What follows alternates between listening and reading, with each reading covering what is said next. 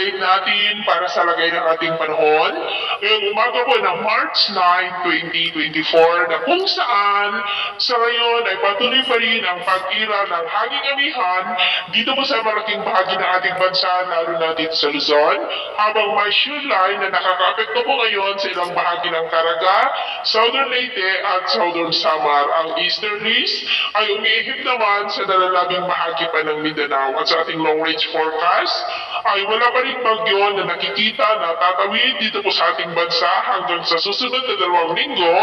pero may banta po na isang bagyo na posibleng lalapit dito sa ating bansa bago matapos ang buwan na ito at ang development nitong ating babantayan kung matutuloy po iyan o hindi. At sa lagay ng ating panahon, ngayong madaling araw ay maayos ang panahon sa malaking bahagi ng ating bansa, pero may chance pa rin ng mga isolated rains dito po silang bahagi ng Cagayan, Isabela, Apayao, Mountain Province, Quezon, at dahil naman sa shear line ay may mga isolated rains sa may Southern Samar, ilang bahagi ng Southern Leyte, Bohol at Dinagat Island, maging po sa ilang bahagi ng Misamis Occidental. At mamaya ay sisikat ang araw sa malaking bahagi ng ating bansa, pero may chance pa rin ng maulap na kalangitan na may mga pulupulong pag-ulan tulad po ng amihan dito po sa ilang bahagi ng Cagayan, Isabela,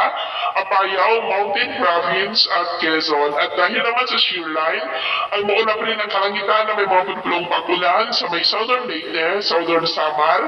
Dinagat Island at Oroquita. At mamayang hapon, maayos pa rin pong panahon sa malaking bahagi ng ating bansa, pero may chance pa rin ng mga isolated rains dito po sa may Cagayan, Apayao, Mountain Province, Ifugao, Isabela, Quezon, Southern Leyte, Bohol at Dinagat Island. At sa atin naman po mga baybayin, dahil po sa amihan ay maanon po sa mga baybayin ng Pangasinan, seaboard ng Ilocos Region, seaboard ng Cagayan, Babuyan Island seaboard at Batanes seaboard, maging po sa Isabela seaboard, na ang mga alon ay posibleng aabot po hanggang sa 1.5 to 3.2 meters height. Iwasan po muna natin ang papalaot dyan po sa mga may kulay pula para mas makaiwas sa mga sakunang